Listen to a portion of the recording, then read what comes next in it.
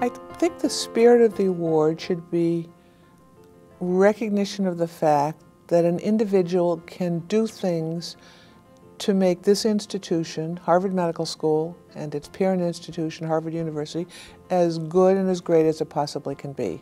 And that can be done only with the collaboration and hard work of many individuals who actually work outside their own particular niche. When we think of an institution like Harvard Medical School, we have to realize the medical school is not Gordon Hall, which is where we're sitting right now. It's a connection or a collection of faculty, students, and staff who come together to make a unified body. And to the extent that individuals can contribute to that, we make the school stronger.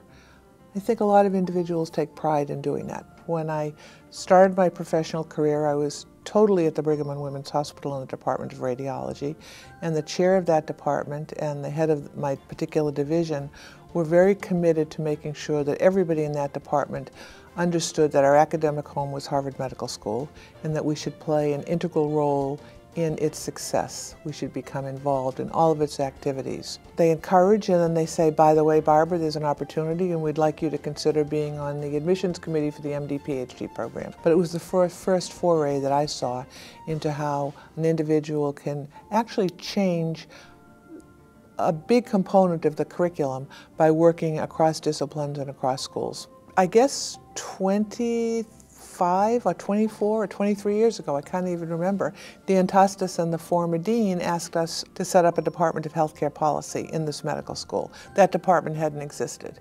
So working with several collaborators, several colleagues, we set up what is now, I think, the largest department at Harvard University in health policy. It's one with extraordinarily successful faculty, many of whom are members of the Institute of Medicine, a great teaching program for undergraduate medical students that my colleague Hayden Huskamp runs, wonderful mentorship for graduate students, lots of research and policy that actually has an impact. So I'm very proud of all of that.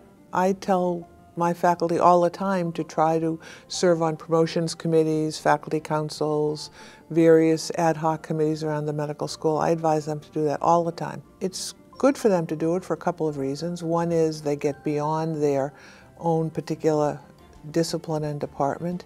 And two, I think it actually helps them career-wise, both within the medical school and outside the medical school. I think the obvious ones that faculty can play an incredibly important role in are committees that relate to promotions and tenure decisions.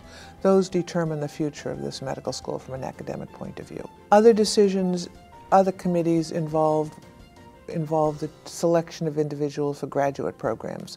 Obviously, the future is going to be as good only as the current students. I think it's important that everybody, particularly those who are in the hospitals, where I started my professional career and where I still am a day a week, realize that their true academic home is Harvard Medical School, which is, of course, part of Harvard University. Therefore, it's critical, I think, for everybody to play a role in contributing to the greater good of this particular institution, in addition to their clinical one.